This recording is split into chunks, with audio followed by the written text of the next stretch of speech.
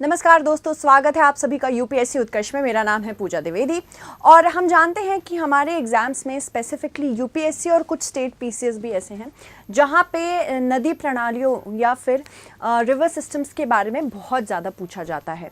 तो एग्ज़ाम के पर्सपेक्टिव से कभी कभी हमें लगता है ना कि कोई एक जगह हो जहाँ पे हमें हर इन्फॉर्मेशन मिल जाए किसी भी नदी को लेके। तो आज वैसा ही आपके लिए हम एक क्लास लेके आए हैं और सिमिलरली हम बहुत सारी नदियाँ कवर करते जाएंगे। आज हम गंगा नदी प्रणाली के बारे में बात करेंगे। जितनी भी इंपॉर्टेंट ट्रिब्यूटरीज हैं, डैम्स हैं, कुछ भी इंपॉर्टेंस का इसमें अगर आपके एग्जाम के पर्सपेक्टिव से हमें दिख रहा है तो हमने उसको ऐड कर लिया है। ठीक है, तो इतना जानना ज़रूरी है कि एक जगह पे one step solution, one stop solution और वन स्टेप सोल्यूशन हम आपको दे रहे हैं।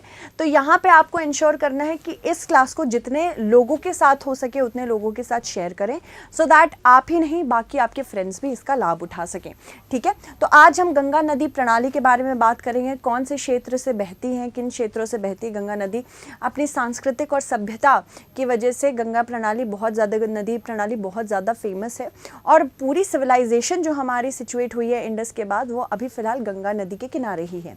तो यहाँ पे जो जो इंपॉर्टेंट ट्रिब्यूटरीज हैं, सहायक नदियाँ हैं इनकी, चाहे वो दाहिनी हाथ की हों चाहे वो बाएँ हाथ की हों, वेस्ट बैंक ट्रिब्यूटरीज हों, राइट बैंक ट्रिब्यूटरीज हों, कौन से क्षेत्रों से निकलती हैं, किन हिमनदों से निकलती है, ये सारी चीज़ें हम व्यापक तौर से देखेंगे। तो शुरू करते हैं गंगा नदी के बारे में। जैसे कि आप इस मैप पे देख सकते हैं, गंगा नदी असल में निकलती है उत्तराखंड के उत्तरकाशी जिले से। ठीक है, और जब ये उत्पन्न होती है तो इसका नाम क्या होता है? क्या गंगा के नाम से ही जानी जाती है? बिल्कुल भी नहीं।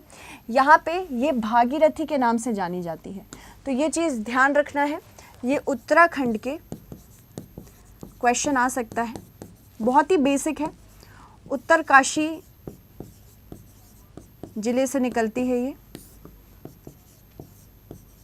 और गंगोत्री हिमनद से निकलती है, ये भी जानना ज़रूरी है, गंगोत्री हिमनद से। तो जब ये गंगोत्री हिमनद या गंगोत्री ग्लेशियर से निकलती है तब इसका नाम क्या होता है? तब इसका नाम भागीरथी होता है। ठीक है, तो ये भागीरथी के नाम से निकलती है और ये 3900 मीटर की ऊंचाई से निकलती है, तो काफ़ी ऊंचे से निकलती है ये। उसके बाद बहते बहते जब ये अलकनंदा से मिलती है, ये अलकनंदा नदी है, अलकनंदा नदी से ये देवप्रयाग में मिलती है। देवप्रयाग में जैसे ही अलकनंदा से इसकी भेंट होती है तब यहाँ पे गंगा के नाम से जानी जाती है। तो ये मध्य और लघु हिमालय दोनों को काटते हुए निकलती है, यानी कि मिडिल एंड लेसर हिमालयाज दोनों को ये काटते हुए निकलती है। तो ये भी आपको याद रखना है। साथ ही साथ हमें ये भी याद रखना है कि किस क्षेत्र में माना जाता है कि पहाड़ी से गंगा नदी मैदानी क्षेत्र में आ चुकी है, प्रवेश कहाँ करती है। ये भी क्वेश्चन आया था, मैंने भी देखा है, बहुत बार क्वेश्चंस ऐसे भी पूछे गए हैं। तो गंगा नदी असल में मैदानी क्षेत्र में कब मानी जाती है कि प्रवेश कर चुकी है? ये हरिद्वार से मैदानी क्षेत्र में प्रवेश किए हुए मानी जाती है। तो इसको याद रखिएगा, अगेन क्वेश्चन बन सकता है। ठीक है, तो हरिद्वार में एंटर कर जाती है। ठीक है, और इसके अलावा फिर यहाँ जब हरिद्वार से ये प्लेन्स में एंटर कर जाती है, फिर बहुत सारी right bank tributaries, left bank tributaries इसको खूब सारा पानी देती हैं और इसकी टोटल लेंथ, जो कुल इसकी लंबाई है 25 किलोमीटर की है। ठीक है, और साथ ही साथ ये 5 राज्यों से होकर गुजरती है। ये भी क्वेश्चन पूछा जा सकता है, तो ये भी याद रखना है किन राज्यों से होकर गुजरती हैं। कभी कभी बहुत सुपरफिशियल क्वेश्चंस पूछ लेता है यूपीएससी। आपको लगता है कि बहुत ज़्यादा डेप्थ में क्वेश्चन है तभी मज़ा है यूपीएससी में, नहीं, कभी कभी बहुत ज़्यादा सुपरफिशियल पूछ लेगा और आपको यकीन भी नहीं होगा कि ये तो मैंने पढ़ा ही नहीं, क्योंकि मैंने सोचा था कि और डेप्थ में पूछेगा, बट डेप्थ में नहीं पूछता है कभी कभी। ठीक है, तो उत्तराखंड तो है ही, उत्तर प्रदेश है, ठीक, बिहार है, पश्चिम बंगाल है और ऑफ कोर्स झारखंड है। अब यहाँ पे ये भी क्वेश्चन बन सकता है कि कौन से राज्य में किस प्रकार से इसकी लंबाई है। ठीक है, तो यहाँ पे अगर हम उत्तराखंड की बात करें तो 25 किलोमीटर से ये 2500 125 किलोमीटर टोटल लंबाई है इसकी, उसमें से 110 किलोमीटर ये उत्तराखंड में बहती है। फिर उसके बाद उत्तर प्रदेश में ये 1450 किलोमीटर तक बहती है, बाप रे। उसके बाद अगर बिहार की बात करें तो 455 किलोमीटर के आसपास बिहार में बहती है। पश्चिम बंगाल में ये 520 किलोमीटर बहती है और बाकी रिमेनिंग आपकी झारखंड में बहती है। तो इस प्रकार से लंबाई भी पूछी जा सकती है। तो जैसे कि आप देख सकते हैं सबसे ज़्यादा लंबाई इसकी कहाँ पे है, सबसे ज़्यादा लंबाई इसकी उत्तर प्रदेश में है। तो इसको याद रखना है, लॉन्गेस्ट फ्लोइंग यहाँ पे है, लॉन्गेस्ट, ठीक है। और लॉन्गेस्ट फ्लोइंग है यहाँ पे, हम कैसे भूल सकते हैं कि उत्तर प्रदेश में ही गंगा यमुना और जो मिथिकल सरस्वती है, माना जाता है कि सरस्वती नीचे की ओर से बहती है, मिथिकल रिवर सरस्वती है, प्रयागराज में संगम बनाती हैं, ठीक है, ये संगम बनाती हैं, ठीक। और बहुत सारी, जैसे कि मैंने आपको बताया इसकी ट्रिब्यूटरीज है, तो जैसे कि आप देख सकते हैं हम ट्रिब्यूटरीज भी कवर करेंगे। रामगंगा इसकी one of the most important tributary है, फिर जो कि चमोली उत्तराखंड से निकलती है अगेन। फिर उसके बाद जैसे कि आप देख सकते हैं गोमती रिवर है, घग्गर है, राप्ती है, शारदा रिवर है। फिर उसके बाद बिहार में बहुत सारी इंपॉर्टेंट रिवर्स आपको मिल जाएंगी, वो भी हम अलग से कवर करेंगे। गंडक है, फिर उसके बाद आपकी गंडक के अलावा यहाँ पे बहुत सारी और नदियाँ भी हैं जिसके नाम अलग अलग हैं, वो मैं बताती हुई चलूँगी, ठीक है। ये आपकी क्या हो गई, ये आपकी बाएं हाथ की सहायक नदियाँ हो गई, बाएं सहायक नदियाँ हो गई। फिर दाहिने हाथ की सहायक नदियों में सबसे लंबी, पश्चिमी और सबसे लंबी कौन सी मानी जाती है, यमुना नदी मानी जाती है। यमुना नदी खुद कहाँ से निकलती है, ये बंदरपूछ पहाड़ी से निकलती है, कहाँ, यमुनोत्री हिमनद उत्तराखंड से, ये भी उत्तराखंड से ही निकलती है। और ये बहुत ही पास में निकलती है गंगा नदी के, भागीरथी, जब गंगा नदी भागीरथी के नाम से निकलती है, उसके बाद ये फिर प्रयागराज में मिलती है जिसको पहले इलाहाबाद कहा जाता था, और फिर उसके बाद ये संगम बनाती है। तो एक एक करके हम सारी नदियाँ देखेंगे, ठीक है। तो ये तो मैंने आपको बता ही दिया। इसके अलावा बहुत सारे इंपॉर्टेंट नदियाँ हैं जो अलग अलग प्रयागों में मिलती हैं, उसके बारे में हम बात करते हैं। जैसे बद्रीनाथ से तुम्हारी क्या निकलती है, अलकनंदा नदी निकलती है, तो इसको याद रखना है कि बद्रीनाथ के पास से अलकनंदा निकलती है। फिर उसके बाद जब धौली गंगा उससे मिलती है, जैसे नदी यहाँ पे बह रही है, धौली गंगा इधर से आई, किधर से आई, मेरे बाएं हाथ से आई, तो बाएं से धौली गंगा आती है और विष्णु प्रयाग में धौली गंगा मिलती है, किससे, अलकनंदा से। उसके बाद नीचे आएंगे नंदाकिनी नदी, फिर दाएं से आती है, माफ़ कीजिएगा बाएं से आती है, लेफ्ट से आती है, और उसके बाद नंद प्रयाग पे अलकनंदा से नंदाकिनी बनती है। तो यहाँ पे एक और क्वेश्चन आ सकता है कि कौन से प्रयाग में अलकनंदा से कौन सी नदी मिलती है। तो यहाँ पे सबसे पहले आप देख रहे हैं धौली गंगा विष्णु प्रयाग, है ना, तो यहाँ पे आप लिख सकते हैं विष्णु प्रयाग में अलकनंदा तो है ही, और कौन सी मिल रही है, अलकनंदा के साथ मिल रही है धौली गंगा, धौली गंगा। अगेन क्वेश्चन बनता है। फिर नेक्स्ट स्टेप में नंदाकिनी, यहाँ नंद प्रयाग पे अलकनंदा से मिल रही है। फिर यहाँ पे क्या हो गया, नंद प्रयाग। पहला तो विष्णु प्रयाग हो गया, दूसरा क्या हो गया, नंद प्रयाग, नंद प्रयाग। ऐसे लिखते चलिए अपनी कॉपी में, ठीक। यहाँ पे अलकनंदा है, अलकनंदा कॉमन है सभी में, और नंदाकिनी नदी है, नंदाकिनी। ऐसे ही आप लिखते चले जाएंगे ना अपनी कॉपी में। नोट्स बनाना इंपॉर्टेंट है, भले ही ये नोट्स आपको मिल जाएंगे यूपीएससी उत्कर्ष के टेलीग्राम चैनल पे, बट अपार्ट फ्रॉम दैट भी आपको नोट्स बनाना इंपॉर्टेंट है मेरे साथ साथ। फिर उसके बाद अगर नॉर्थ से साउथ अरेंजमेंट, उत्तर से दक्षिण की ओर अरेंजमेंट करने के लिए कहेगा, कौन सा प्रयाग कहाँ है, सबसे पहले विष्णु प्रयाग है, फिर उसके बाद नंद प्रयाग है, फिर उसके बाद कर्ण प्रयाग आता है। यहाँ पे पिंडर गंगा मिलती है अलकनंदा से। फिर सेम आप जो मैं यहाँ कर रही थी, आपको फिर से ये करना है, कर्ण प्रयाग। तो कर्ण प्रयाग पे कौन मिलता है, कर्ण प्रयाग पे again Alaknanda is common, Alaknanda में आपको डाल देना है बस पिंडर गंगा, ठीक है।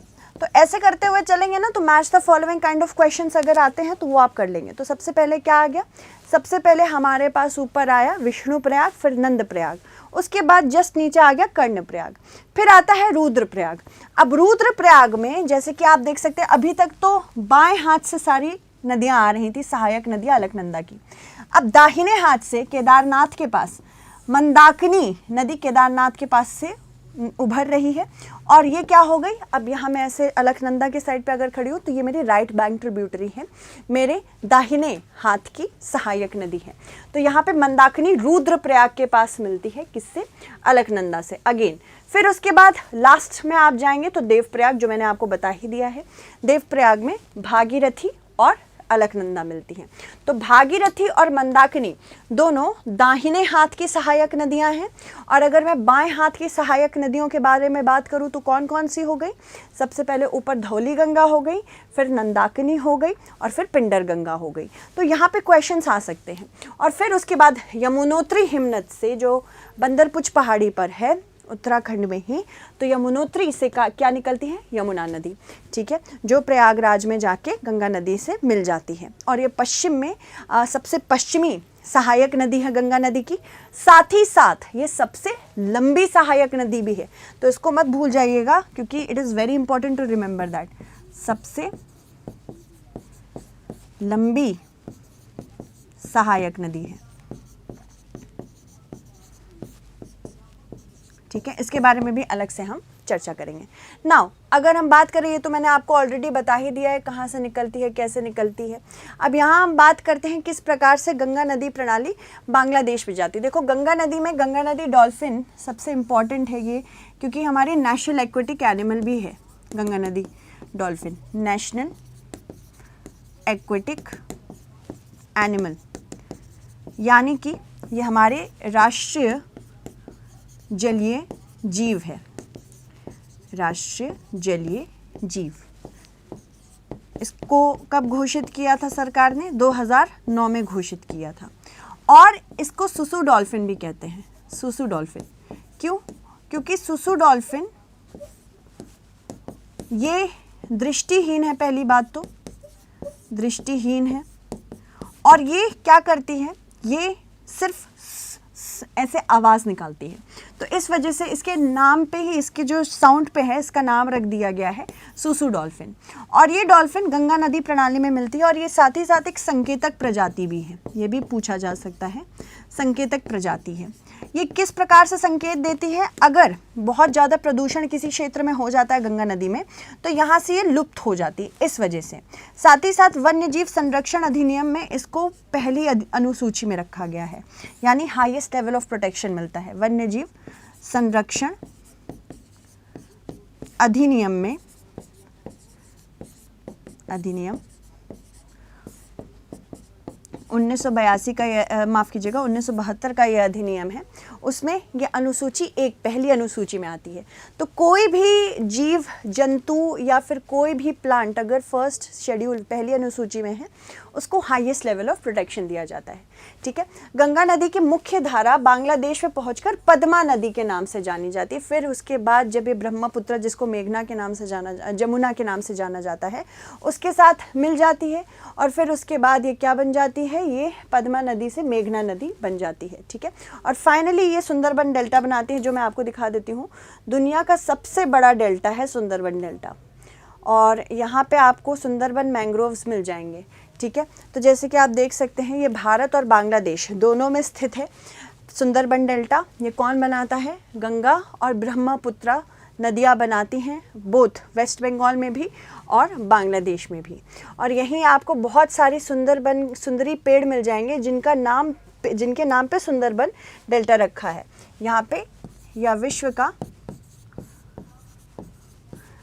का सबसे व्यापक, सबसे बड़ा डेल्टा है, ठीक है। तो इसको याद रखिएगा, क्योंकि क्वेश्चन इससे भी बन सकता है। सुंदरी पेड़ के ऊपर रखा है, यहाँ पे आपको मैंग्रोव्स मिल जाएंगे। ये वही मैंग्रोव्स हैं जिसने बहुत बार हमें अलग अलग अलग अलग आपदाओं, चक्रवात आपदाओं से बचाया है। चलिए अब हम बात करते हैं गंगा की बाईं तट की प्रमुख सहायक नदियां, जिसमें सबसे पहले कौन आती है? रामगंगा नदी। तो रामगंगा नदी जैसे कि आप देख सकते हैं, यहाँ मैं आपको पॉइंट आउट कर रही हूँ, ये पर्टिकुलरली रामगंगा नदी बहुत इंपॉर्टेंट है एग्जाम के पर्सपेक्टिव से।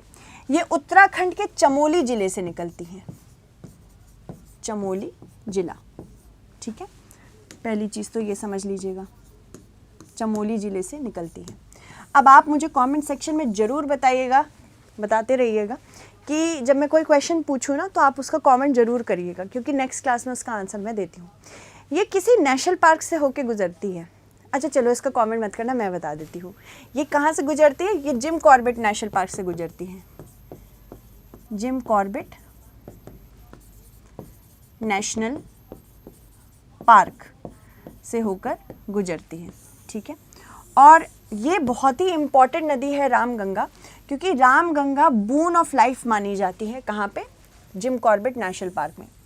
जिम कॉर्बेट नेशनल पार्क से अगर क्वेश्चन आए कि कौन सी नदी बहती है, match the following kind of question भी आ सकता है, तो उसको जरूर कर लीजिएगा, ठीक है। कभी भी कोई क्वेश्चन आए, मेक श्योर कि आप कॉन्स्टेंटली करंट अफेयर्स से स्पेसिफिकली टच में है, क्योंकि बहुत बार ऐसा होता है बच्चे पूछते रह जाते हैं कि आया कहाँ से ये क्वेश्चन, बट उन्हें ये नहीं पता कि कॉन्स्टेंटली पूछा जाता है कि भाई कोई भी चीज़ अगर न्यूज़ में है उससे पूछा जाता है। और साथ ही साथ रामगंगा जो है वो दूधातोली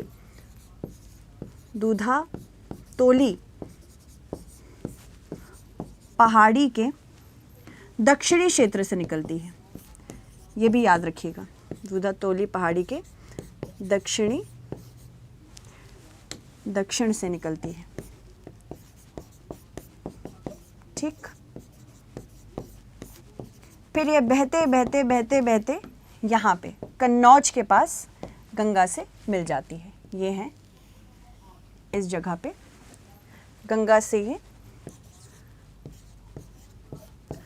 कन्नौज के पास गंगा से मिल जाती है,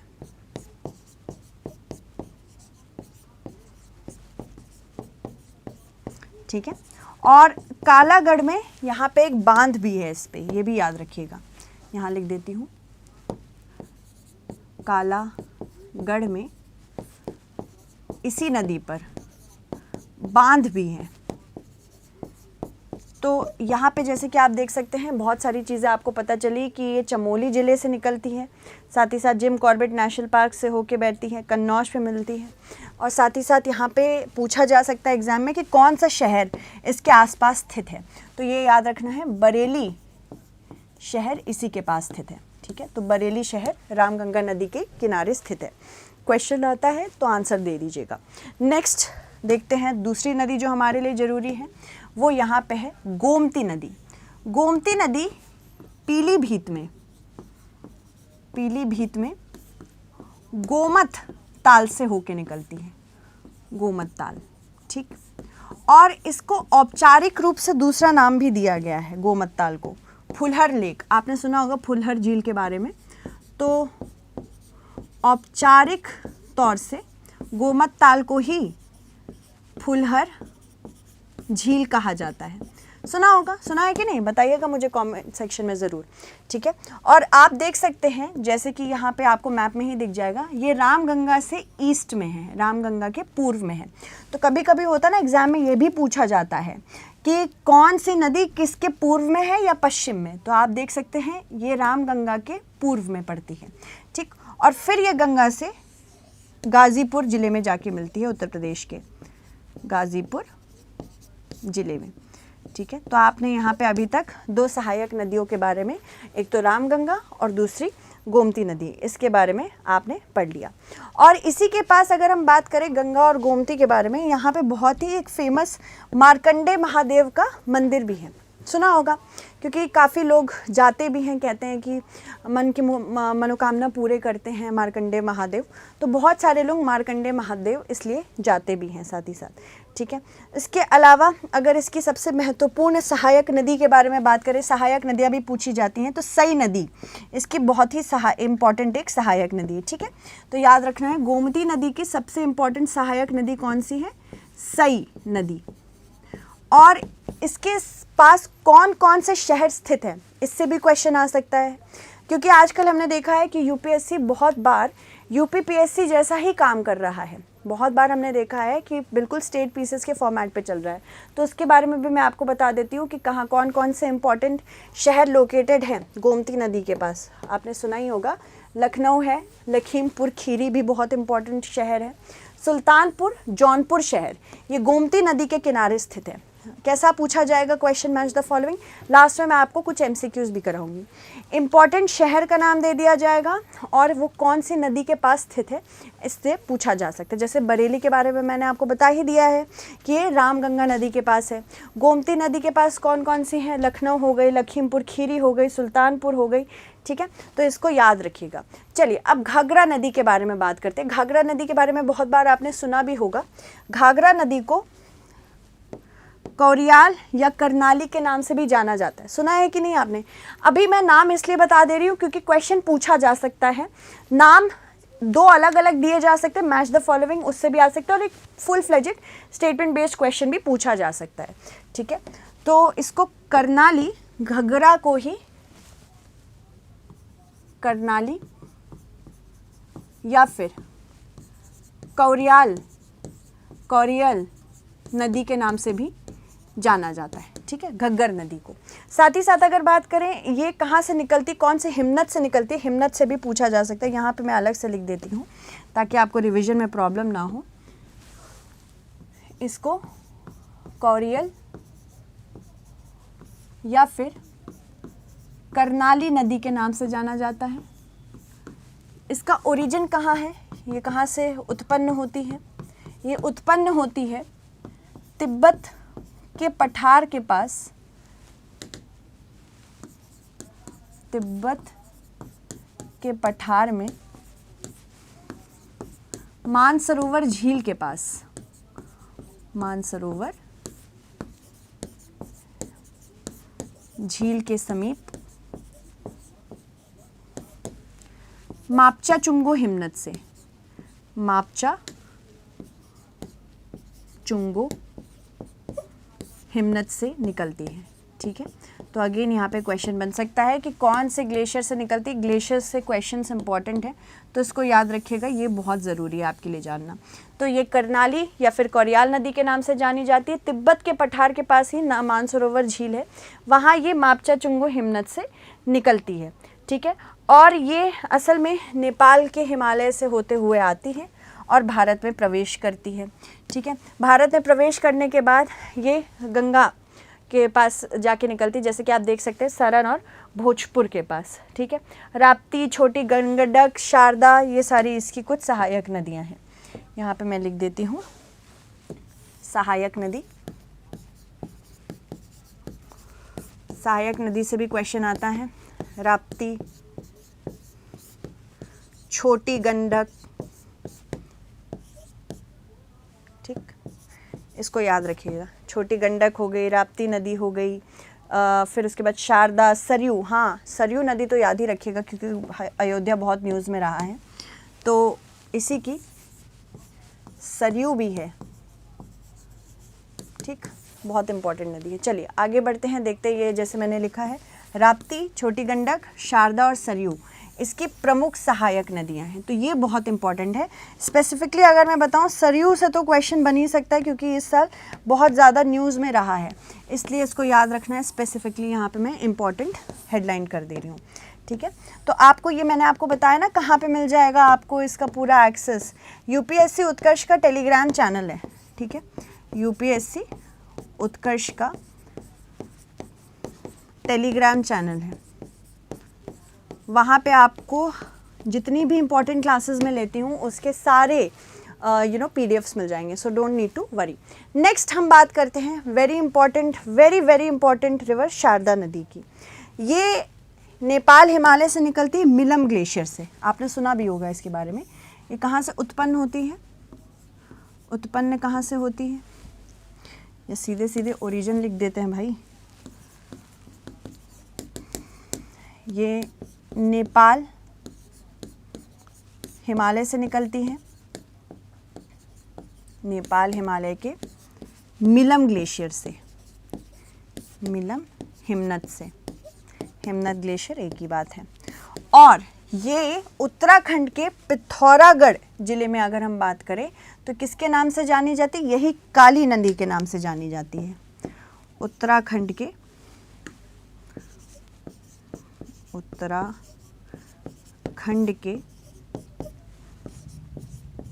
पिथौरागढ़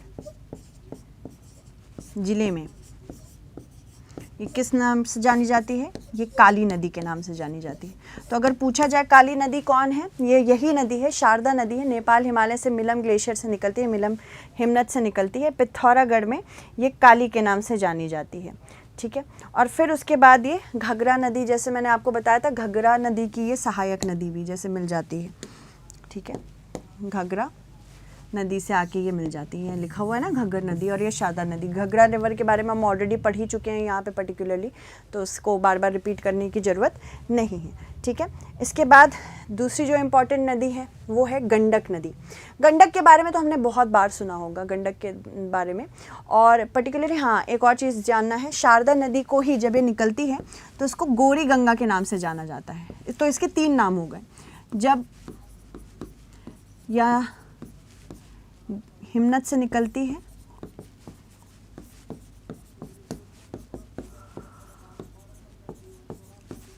इसको गौरी गंगा के नाम से जाना जाता है, गौरी गंगा। तो गौरी गंगा, शारदा, काली और महाकाली ये सब एक ही नदियां हैं, ठीक है। तो कंफ्यूज मत हो जाइएगा कौन सी नदी कौन सी है, ठीक है।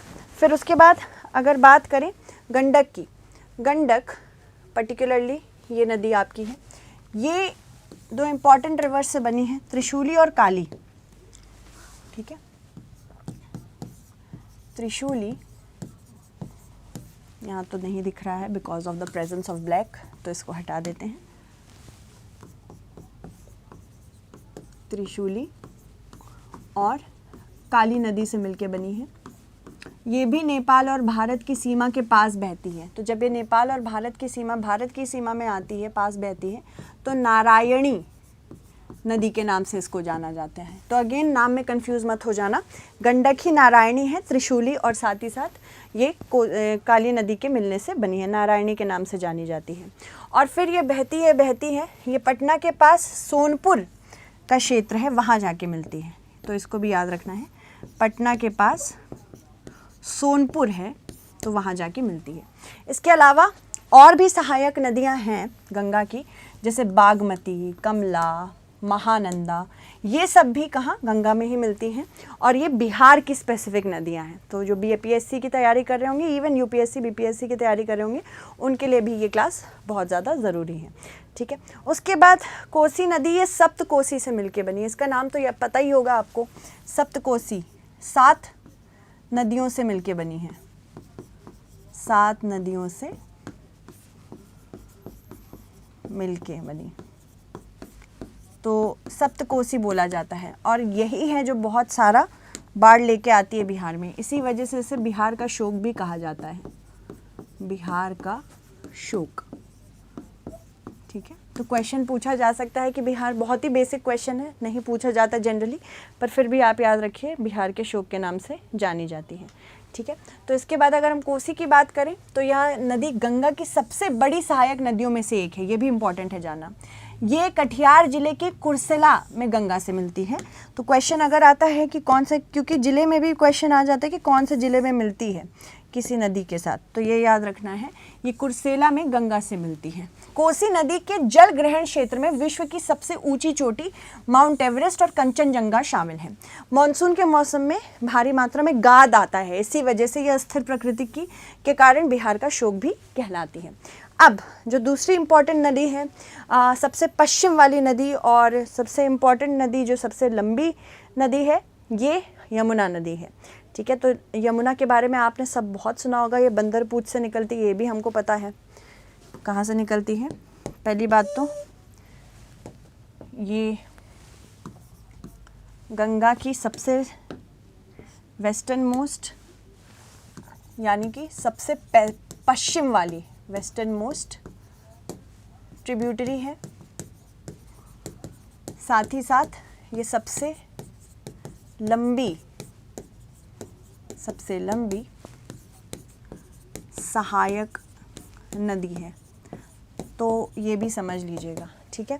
और उसके बाद ये कहाँ से निकलती है, ये यमुनोत्री हिमनद से निकलती है, यमुनोत्री हिमनद, ठीक। और कौन सी पहाड़ी है, बंदर पूछ पहाड़ी, इसको भी याद रखिएगा, बंदर पूछ पहाड़ी से निकलती है, उत्तराखंड से ही निकलती है ये भी, ठीक है। पर जैसे कि आप देख सकते हैं ये गंगा से पश्चिम की तरफ बहती है और ये प्रयागराज में जाके गंगा से मिलती है संगम के पास। इसके अलावा गंगा नदी, यमुना नदी की और कौन कौन सी इंपॉर्टेंट ट्रिब्यूटरीज है, चंबल नदी है, सिंध है, यमुना को अलग से भी हम एक बार कवर करेंगे, उसमें आपको बताएंगे, बेतवा नदी है, धसन है, केन है, पार्वती, काली सिंध, बनस, ये तो आपने सुना ही होगा क्योंकि अभी ये बहुत ज़्यादा न्यूज़ में थी, तो इनके लिए अलग से लेके आएंगे एक क्लास, ठीक है। यमुना के लिए, यमुना खुद ही में एक बहुत बड़ी नदी है, ठीक। चलिए आगे बढ़ते हैं, सोन नदी के बारे में जानते हैं। सोन नदी मैकाल से होके निकलती है, मैकाल पहाड़ियों से, ठीक है, मैकाल पहाड़ी से होके निकलती है। स्पेसिफिकली ये मध्य प्रदेश,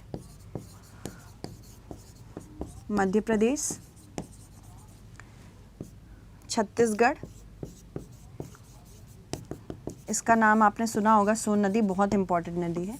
मध्य प्रदेश, छत्तीसगढ़, बिहार जैसे राज्यों से होके निकलती है। और सोन नदी जो है ये 640 मीटर की ऊंचाई पे निकलती है मैकाल पहाड़ी की, ठीक है। तो ये भी पूछा जा सकता है कितनी ऊंची से निकलती है, 640 मीटर की ऊंचाई पे, ठीक है। इसके अलावा अगर हम बात करें, ये कैमूर को भी भेदती है, कैमूर की पहाड़ियों को भेदते हुए ये पटना के पास जाके गंगा नदी से मिलती है, ठीक है। तो बिहार के साथ साथ आपको ये भी याद रखना है कितने सारे राज्यों से निकलती है, क्वेश्चन पूछा जा सकता है। यूपी और झारखंड भी है इसमें, उत्तर प्रदेश और झारखंड,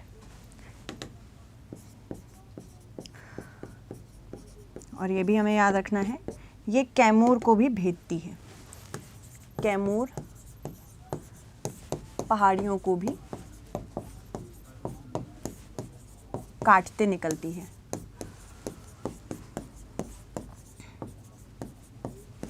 ठीक है। क्वेश्चन अगर आता है तो बता दीजिएगा कि कौन से पहाड़ को काटते हुए निकलती है ये, ठीक। बिहार में पटना के पास मिलती है, ये भी बता दीजिएगा। तो ये बिहार में पटना लिखा ही हुआ है, इसके पास गंगा नदी में जाके मिल जाती है, ठीक है। चलिए आगे देखते हैं अलग अलग परियोजनाएं कौन कौन सी, क्योंकि क्वेश्चन परियोजनाओं पर भी आ सकता है कि गंगा नदी प्रणाली पे कौन कौन सी इंपॉर्टेंट परियोजनाएं हैं। तो एक तो है टिहरी परियोजना, टिहरी डैम जिसको कहते हैं, ये भीला गंगा और भागीरथी नदियों के संगम के निर्माण पर किया गया है। रामगंगा परियोजना, ये रामगंगा पर है, नाम ही वही है। टनकपुर परियोजना, ये टनकपुर उत्तराखंड में काली नदी पे परियोजना की गई है, भारत नेपाल सीमा पर बहती है और पर निष्पादित किया गया है इसी पर। गंडक परियोजना या बिहार, उत्तर प्रदेश और नेपाल की संयुक्त परियोजना है, बहुत इंपॉर्टेंट है, इसको याद रखना। तो इसको मैं मार्क कर देती हूँ ताकि रिवीजन में प्रॉब्लम ना हो, ठीक है। तो यह बिहार, उत्तर प्रदेश और नेपाल की संयुक्त परियोजना है। गंडक नदी पर सूरतपुरा नेपाल में हाइड्रो बिजली का उत्पादन किया जाता है। ये बांध बिहार में भैसलोतन जो कि वाल्मीकि नगर में है, इसमें बनाया गया है। इसके अलावा फरक्का बांध भारत और पश्चिम बंगाल प्रांत में स्थित गंगा नदी पर बनाया गया, तो इसको याद रखिएगा कहाँ बनाया गया है। इस बांध का निर्माण कोलकाता बंदरगाह को गाद से मुक्त करने के लिए किया गया है, ये भी याद रखिएगा।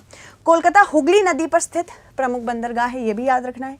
ग्रीष्म ऋतु में हुगली के बहाव को नियंत्रण उसको निरंतरता देने के लिए इसको बनाया गया है, ठीक है। अगर हम बात करें, गंगा नदी इतने सारे जगहों से होकर गुजरती है तो अपने साथ साथ बहुत सारे गाद और बहुत सारी गंदगी भी लाती होगी, बिल्कुल लाती है। तो राष्ट्रीय स्वच्छ गंगा मिशन नदी को कायाकल्प, संरक्षण और प्रबंधन के लिए राष्ट्रीय परिषद द्वारा क्रियान्वित इसका किया जा रहा है। राष्ट्रीय गंगा परिषद भी कहा जाता है। राष्ट्रीय स्वच्छ गंगा मिशन राष्ट्रीय गंगा परिषद की कार्यान्वयन शाखा के रूप में कार्य करता है। इसे अगस्त 2011 को सोसाइटी पंजीकरण अधिनियम 1860 के तहत रखा गया। तो पूछा जाएगा किसके तरह रजिस्टर्ड है, ये सोसाइटी के तौर पर रजिस्टर्ड है। नमामि गंगे कार्यक्रम की बात करें तो ये एकीकृत संरक्षण मिशन है। इसको जून 2014 में केंद्र सरकार द्वारा फ्लैगशिप कार्यक्रम के रूप में लाया गया था। तो इसका मेन एम क्या है कि पोल्यूशन को रोकना है, प्रदूषण के प्रभावी उन्मूलन और राष्ट्रीय गंगा नदी के संरक्षण एवं कायाकल्प के दोहरे उद्देश्यों को पूरा करना है। या जल संसाधन मंत्रालय, नदी विकास और गंगा संरक्षण विभाग तथा जल शक्ति मंत्रालय के तहत संचालित किया जाता है। तो आपको याद रखना है कि कितनी सारी एजेंसीज इसमें मिली हुई हैं। इसके अलावा यह कार्यक्रम राष्ट्रीय स्वच्छ गंगा मिशन और इसके राज्य समकक्ष संगठनों यानी कि राज्य कार्यक्रम प्रबंधन समूहों द्वारा किया जाता है। नमामि गंगे कार्यक्रम ये कौन सा है, 2021 से 26 तक चल रहा है, ये दूसरा चरण चल रहा है। ठीक है, इसको भी याद रखिएगा। चलो अब नेक्स्ट देख लेते हैं, बहुत इंपॉर्टेंट डेल्टा जो इस पे है, सुंदरबन डेल्टा। ये विश्व का सबसे बड़ा मैंग्रोव वन क्षेत्र भी है और साथ ही साथ यहाँ मैंग्रोव पारिस्थितिकी तंत्र एक अत्यंत विशिष्ट परिवेश है। ये उष्ण कटिबंधीय और उपोष्ण कटिबंधीय क्षेत्रों में भूमि और समुद्र के बीच पाया जाता है। ये मैंने आपको बताया ही था, बेसिकली इकोटोन है ये। जब एक कोई रीजन इकोसिस्टम खत्म हो रहा होता है, दूसरे में संक्रमित हो रहा होता है, तो यहाँ पे संक्रमण का क्षेत्र होता है। ठीक है, तो यहाँ पे बहुत सारी प्रजातियाँ मिलती हैं, स्पेसिफिकली वाटर मॉनिटर लिजर्ड, मगरमच्छ, गंगा डॉल्फिन, ऑलिव रिडली कछुए भी मिलते हैं। ठीक है, चलो क्वेश्चन देख लेते हैं। निम्न कथनों पर विचार कीजिए। इसका आंसर ना आपको कमेंट सेक्शन में करना है। जब मैं इंडस के बारे में पढ़ाऊंगी, सिंधु नदी प्रणाली के बारे में पढ़ाऊंगी, तो उसमें मैं आपके नेम्स लूंगी जिन्होंने तीनों आंसर सही दिए। निम्न कथनों पर विचार करिए। देवप्रयाग में भागीरथी अलकनंदा से मिलती है और इसके बाद यह गंगा कहलाती है।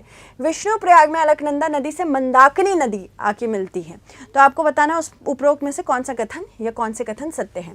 फिर उसके बाद निम्न कथनों पर विचार कीजिए। राष्ट्रीय स्वच्छ गंगा मिशन गंगा नदी के कायाकल्प, संरक्षण और प्रबंधन के लिए राष्ट्रीय परिषद द्वारा कार्यान्वित किया जाता है, जिसे राष्ट्रीय गंगा परिषद भी कहा जाता है। राष्ट्रीय स्वच्छ गंगा मिशन राष्ट्रीय गंगा परिषद की कार्यान्वयन शाखा के रूप में कार्य करता है। उपरोक्त में से कौन सा कथन सत्य है। फिर उसके बाद निम्न कथनों पर विचार कीजिए। फिर से नमामि गंगे कार्यक्रम जून 2018 में केंद्र सरकार द्वारा फ्लैगशिप कार्यक्रम के रूप में अनुमोदित किया गया था।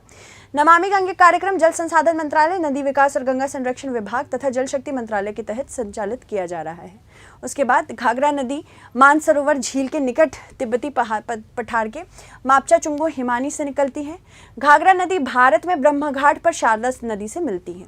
सोन नदी मैकाल, नेक्स्ट क्वेश्चन है ये, सोन नदी मैकाल पर्वतमाला की पहाड़ियों पर 640 मीटर की ऊंचाई से अमरकंटक पर निकलती है और सोन नदी बिहार में पटना के समीप गंगा से मिल जाती है। तो 5 क्वेश्चन हमने किए, इसको ज़रूर सॉल्व करिएगा। करेक्ट आंसर मुझे कमेंट सेक्शन में आप ज़रूर बताइएगा। Thank you so much everyone. अब नेक्स्ट हम सिंधु नदी के बारे में लेके आएंगे, फिर ब्रह्मपुत्र लेके आएंगे।